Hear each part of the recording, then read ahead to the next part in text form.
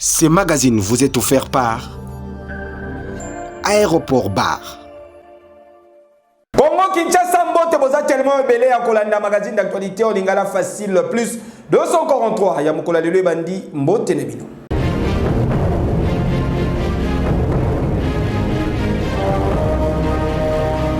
Pas de négociations pacifiques et amicales nous réjouissent profondément. La Belgique a compris les prix que nous attachons à notre liberté et à notre dignité humaine. Incroyable mais vrai, depuis accession na yango na souveraineté nationale et internationale na 1960, République démocratique du Congo n'a nous akoma na niveau odoté. Enfin, volonté politique ya chef de l'État, son excellence Félix Antoine Tshisekedi Tshilombo, exprimé lors de la dernière session de l'Assemblée générale des Nations Unies na New York, les États-Unis d'Amérique et Outi Kokokisama. À travers correspondance moko, ambassade de République ya Burundi, Endimi ko retiré candidature na ye lokola membre non permanent ya Conseil de sécurité ya Nations Unies pour la période ya 2026-2027 na profit ya République démocratique du Congo. Et loko ezali ko démontrer une fois de plus force et puissance ya diplomatie agissante ya mokonzi ya mboka son excellence Félix Antoine Tshisekedi Tshilombo. Oyo azali ko continuer ko buka bakal pe ba barrière nyonso bachela mboka na biso République démocratique du Congo na ba niveau nyonso. Tala na lobaka yango tangu nyonso butu moi ke nanu mboka na biso République démocratique du Congo tozwa mokonzi ya boyete. Avec Fachi, Congo ekozala émergent, plus émergent même. RDC eloko makasi, Félix Antoine Tshisekedi, Mukwantombolo, Fachi, béton na béton, Siama na ngwende na yo. Eokani! Cessation sans condition du soutien de l'armée rwandaise à ce groupe terroriste.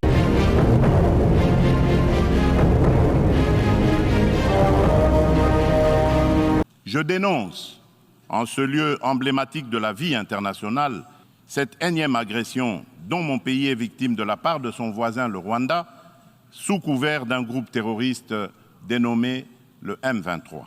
Dans le même sens, il y a combat Oyo, président de la République, chef de l'État, la République démocratique du Congo, son excellence Félix Antoine Tshisekedi Tshilombo, Azali Komené par rapport à l'agression rwandaise dans le sol congolais, le député belge Marc Botenga a dénoncé qu'il y a complicité ya Union européenne face à l'agression rwandaise dans la République démocratique du Congo. Nakoyo Kaye, le parlementaire européen Marc Botenga, a talisé que l'Union européenne ezali ko se limiter kaka na ba déclaration oyo elandamaka ata na sanction mokote contre Rwanda, pays agresseur de la République démocratique du Congo.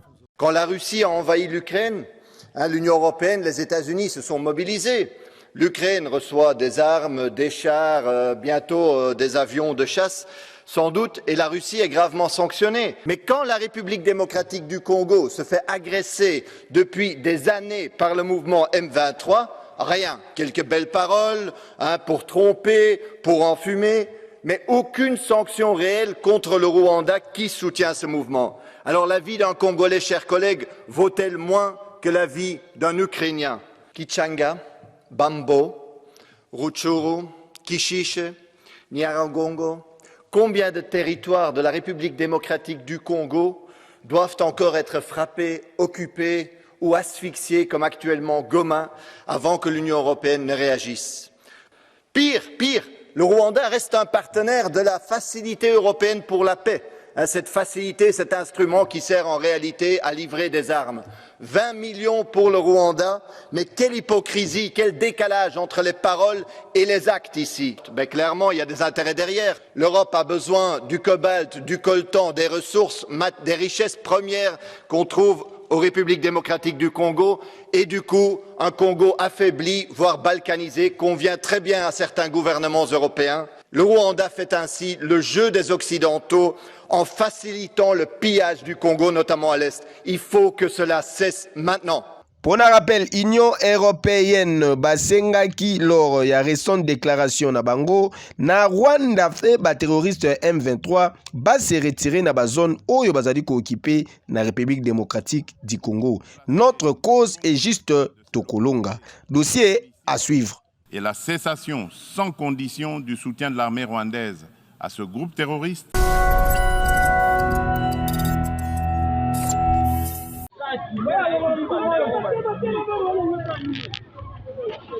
Ekamusaki bato ebele moto oyo bozali komona ezali kopela ezali na kati ya bâtiment ya FPI oyo ezali Fonds de promotion de l'industrie.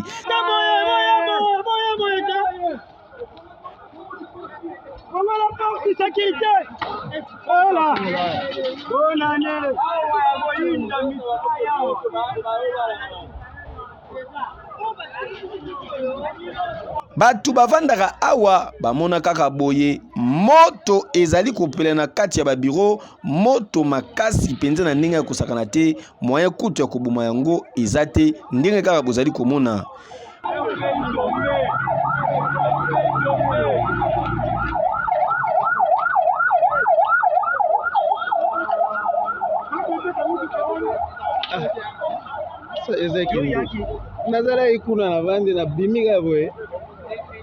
Par ailleurs, batu mususu batalisi point moko pona komituna comment babiro oyo epeli moto subitement kaka boye tangu inspection générale ya finance a annoncé que bazo kitakuna na FPI pona mission ya contrôle. Est-ce que batumbi ba preuve pona kobanga IGF to pezali kaka moto epeli ndenge kaka epelaka soit par imprudence po tilelo cause incendie pe eyebani nanu te. Dossier à suivre.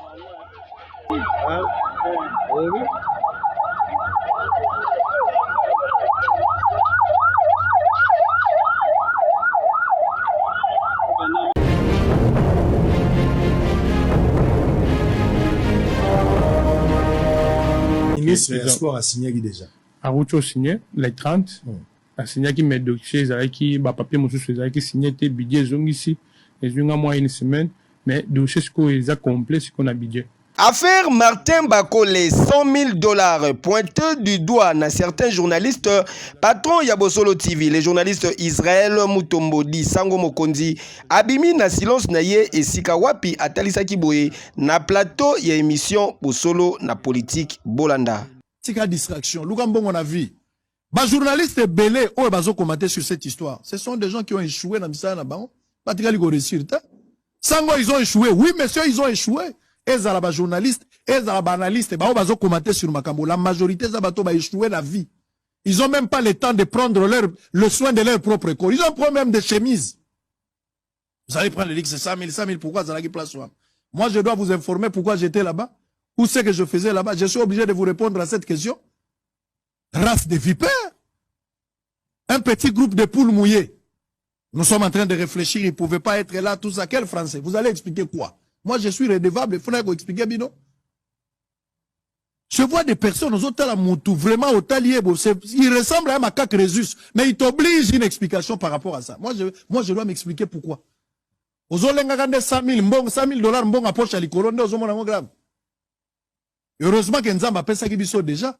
Pour ceux qui sont là, qui n'ont pas qui atami tukate, to somba qui mapango te nero, bazolo bakazo qui 100 000 sombi bituka. Nzamba yebaki okofi balisu. Motema mabe ozala ngoya kolobaka makambo ya sango mikolo nyonso. Bobandaki TV okala. Qu'est-ce que vous avez fait avec cette télé?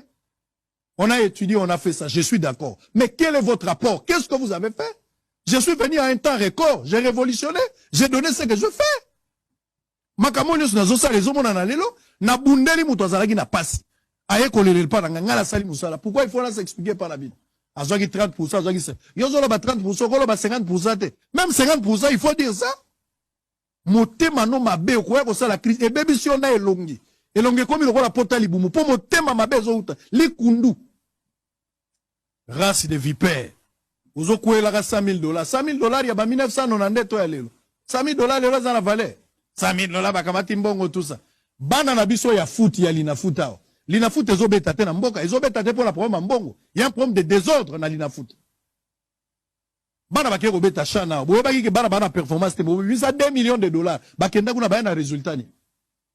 Moi je n'ai pas à vous expliquer combat ou pas, ce n'est pas mon problème. Mais un Congolais est passé sur ce plateau à se plaindre Na accompagné, je suis un témoin. Pour un rappel, le journaliste Israël Mutombo a accompagné le boxeur congolais Martin Bakole lors de la remise de Mbongo $100 000 au Yebimaki na la caisse de l'État pour la préparation de soi-disant combat naye le 4 mars prochain.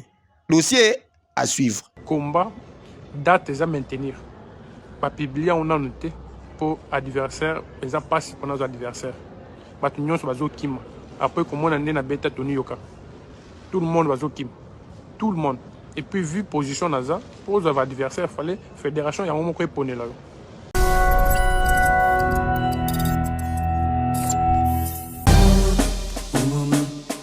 Mwana Congo Kinshasa yokelanga eloko oyo lelo formation ya qualité eza na kombo semoko Institut supérieur royal de techniques médicales ya Kinshasa ISERTEM en sigle. Jeune finaliste papa maman olingaka koyekola médecine occasion yango yepesameli bino boki mambangu na ISERTEM pour na formation ya solo avec ba personnel hautement qualifié pour awa ezalaka théorie kaka te kasi na ISERTEM pratique ne pratique avec un pack pédologie boya ebele kosala ba inscription na bino na ba faculté lokola sciences infirmière option hospitalière technique de laboratoire sage-femme accoucheuse bokanisi esili te ISERTEM azali koasire esika ya kitoko po na ba stage na bino pe ba bongiseli bino bibliothèque moderne po na kotanga na ba condition neti kaka na mikili ya poto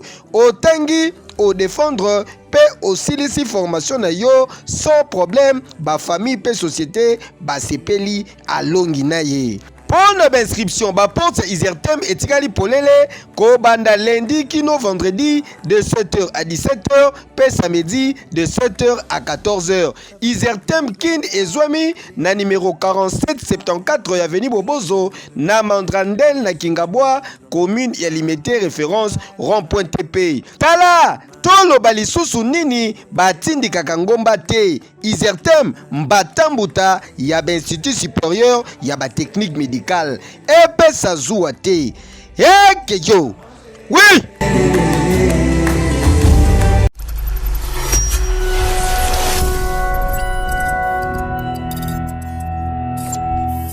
Na Dakar tata mokonzi alobaki ba manioc oya biso tokomi kosalela yango.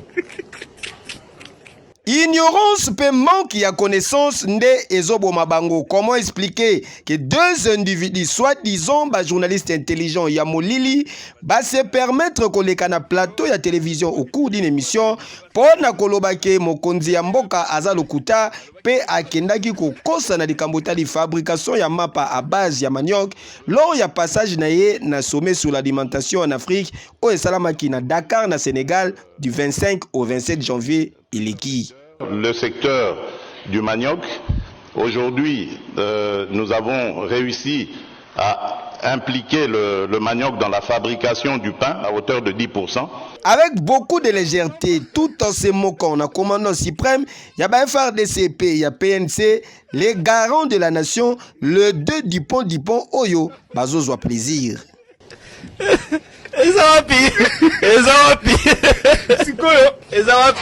Donc pour nayo ezaki vrai cadio chaté alors quand même représenter le 10%. Abeti biso biloko abele abina kini ba biso na kosikara ba mana bango ko timbela na ba réseaux sociaux yo ba kosala ba enquête ti ba yo prouver que notre président Kosaki comme naza loin bato pe ba lingima ba forum ya ba manyoko zira na beta bo na beti boro. En réalité, lui était convaincu que ça le coûtait. En réponse, dans les deux journaux Fouati, coordonnateur et cellule présidentielle d'appui au programme d'urgence intégré de développement communautaire, Mwana Mboka Philippe Ngwala Malemba Atalisaki Osolo. Projet ya solo pe ya kitoko. Mbongo ya projet wana ezali déjà. Eza théorie te. Batie maele na bango ba bitala to kosala ngo boye to komisi yango mibeko. Mibeko ezali oyo zo permettre kosala lipa à base ya farine panifiable ya manioc ezali to changer moi muke okoyi ko lobate ke ozana information te yo ke lobake mukonja mboka kosi bokende epa ya professeur Yancho OK na université de Kinshasa bokolia mapa bokende na Mongata bokolia mapa wana oyo bayaka ozana information te oye awa na plateau raconter n'importe quoi, Mokonzi Mboka Kosi, Batouana, Moutou, avant l'Obalikambu, surtout ceux qui sont impliqués. Mokonzi Mboka, zoa ba information ya solo. Trop c'est trop buzoba eleki oyo penze komi kosenga na ba service spécialisé batala nanuka ya bana mibali oyo bazali kosala soni ya presse INPC. Bozali komona bango te, c'est ça que et nini.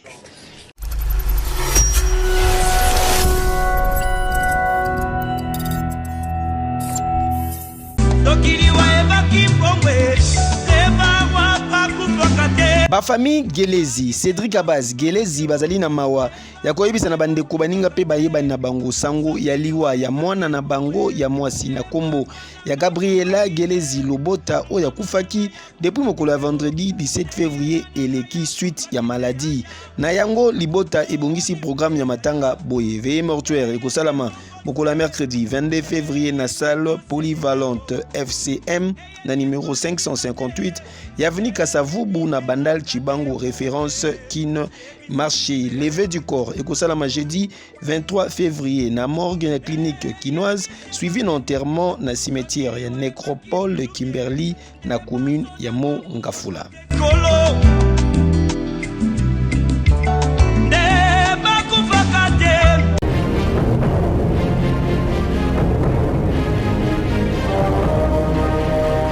Cité d'ambiance charge ya couloir Kimbuta aéroport bar. Eyinde na Kinshasa eyinda kamabe temple de l'ambiance ya Tchangu aéroport bar Kimbuta cadre idéal pour na ba divertissement na bino pe pour na ba détente kitoko na conseiller bino aéroport bar Kimbuta. Oh mais la moi kopo ya malili avec vitrine bien équipée na ba DJ professionnel pour na komema bino na ambiance moko électrique.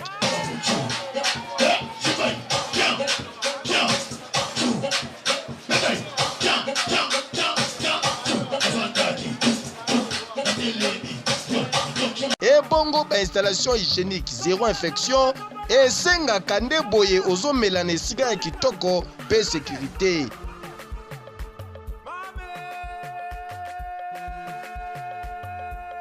PDG Oniva charge ya Kimbuta lobby aéroport bar Kimbuta saute mouton vitesse ya TGV ba voisin ba kozwa vaccin pour troisième vague eza makasi deux fois te otie libaya tolambeli yango. Donc désormais ezala po na ba manifestation na bino nyonso espace réservé ezali outi mikili ya poto ozalaka na Kinshasa oyokaka boulevard Kimbuta na sango boye malamu na aéroport bar Kimbuta. Po soki oyaka Kimbuta okota aéroport bar te seke nanu okoma Kimbuta te nani akoloba lisusu.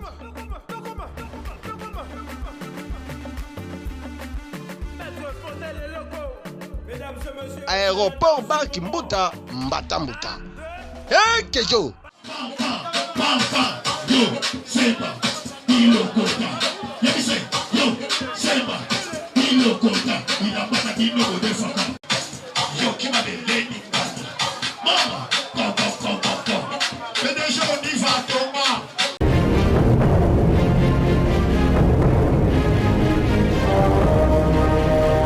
Tozali awa na boulevard Sendwe bana basi oyo ozali komona na bilili soki pe babandaki kotelemisa taxi soki pe bayebani na mukolo mutuka wana toyebi te. Après masolo na bango tangu kaka balingi komata na mutuka botala makambo ekomeli bango.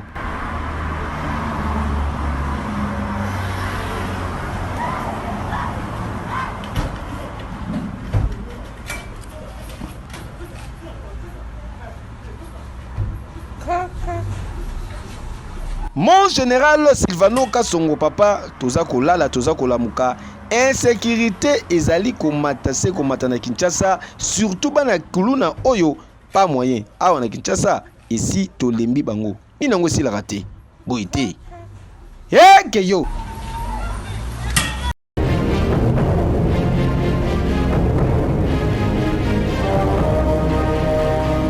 for club from from your home country on the continental stage.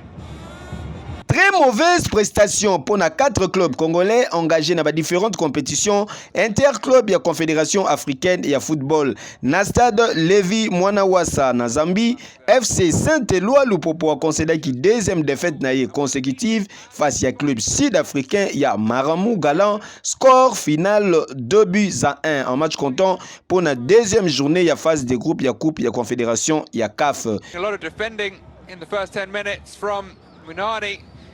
But now down the other end, finding himself unmarked, beautifully delivered corner on the 6-yard line. Mené 2-0 na pause, Saint-Éloi Lupopo a acquis pour réduire score quelques minutes avant fin ya partie. Avec 0 points en 2 sorties, Football Club Saint-Éloi Lupopo à Koyamba na même stade club libyen ya Al Akdar, Mokolo ya dimanche 26 février. Looked like Moru had it covered.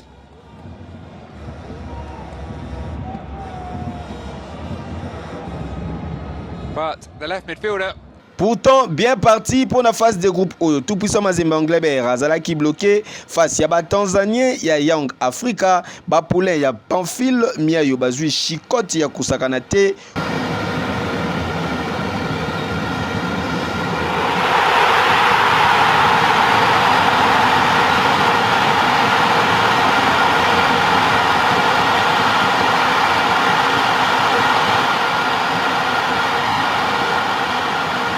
Coup sur coup, Mazembe a encaissé déjà 2 buts avant fin de la première période.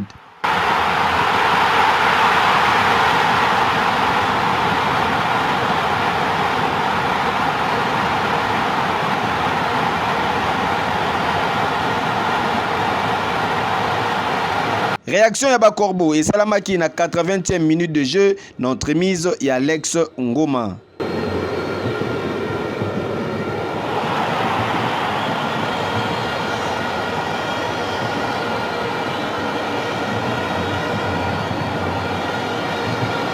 Na service ya Fiston Mayele, Rosin Toussila ayaki ko crucifié Babadia Ngwena.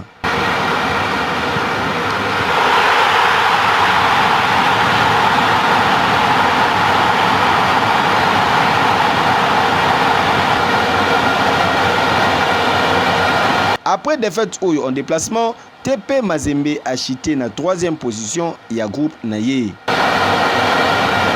Toujours la même compétition, Daring Club Motema Pembazala qui tenait un échec, Naba Diable Noir ya Congo Brazzaville 0 but partout, na stade du 11 novembre na Luanda na Angola en match comptant pour la deuxième journée ya groupe B malgré ba multiples assauts ya ba immaculé, défense brazzavilloise et Tikalaki solide.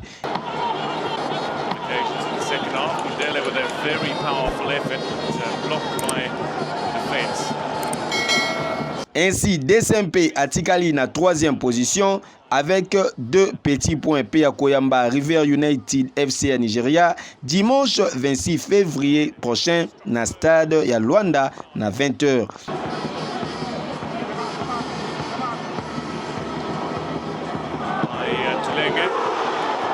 P avant na Ligue des Champions, AS Vita Club a s'inclinaki liboso ya Petro Atlético ya Luanda na stade Alphonse Massamba Deba ya Congo Brazzaville. Score final 2-1. Ouverture ya score et Salamaki na Thiago Azuloa na 32e minute de jeu.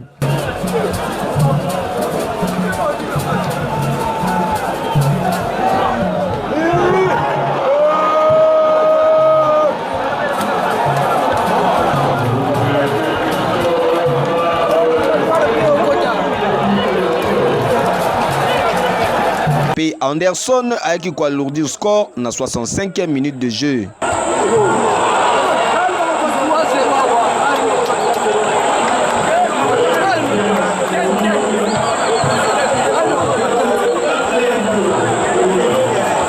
Réduction ya score pour Moscovitch et Salamaki na Eric Kabwe na 82e minute de jeu.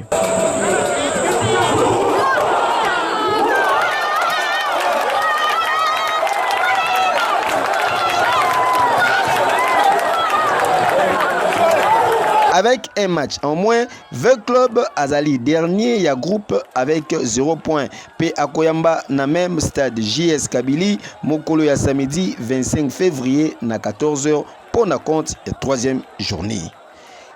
Yo.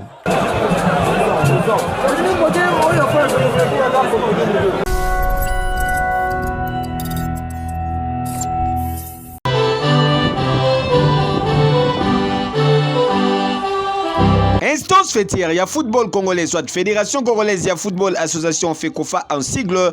Azui décision, il y a quoi ni les choix na bango, il y a kobeti sa match entre République démocratique du Congo et Mauritanie, na stade Japoma na Douala na Cameroun, comptant pour la 3e journée, il y a l'éliminatoire, il y a Coupe d'Afrique des Nations Côte d'Ivoire 2023. Décision Oyo et Zouamaki, à l'issue, il y a réunion, il y a lundi 20 février et l'équipe entre les membres du comité exécutif, il y a Fédération congolaise, il y a Football Association.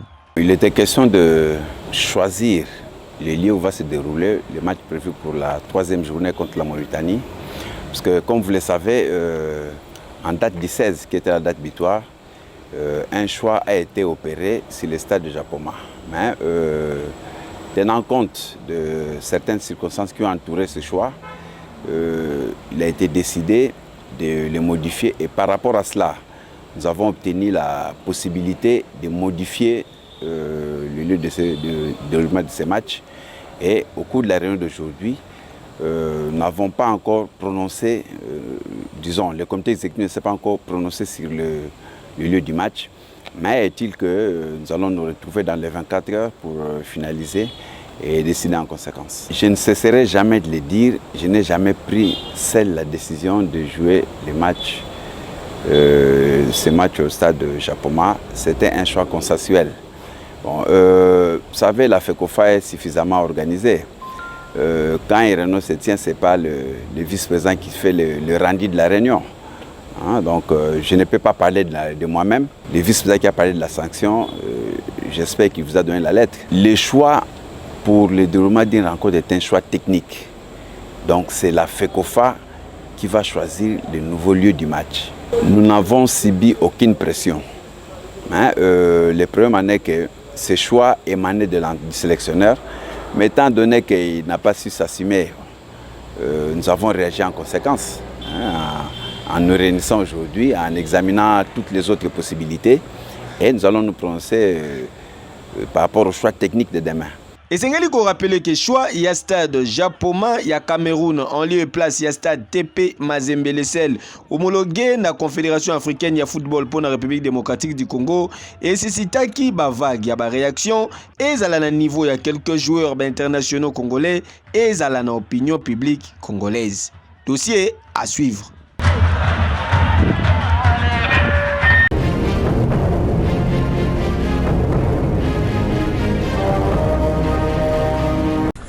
Bon boxeur, petit denanga.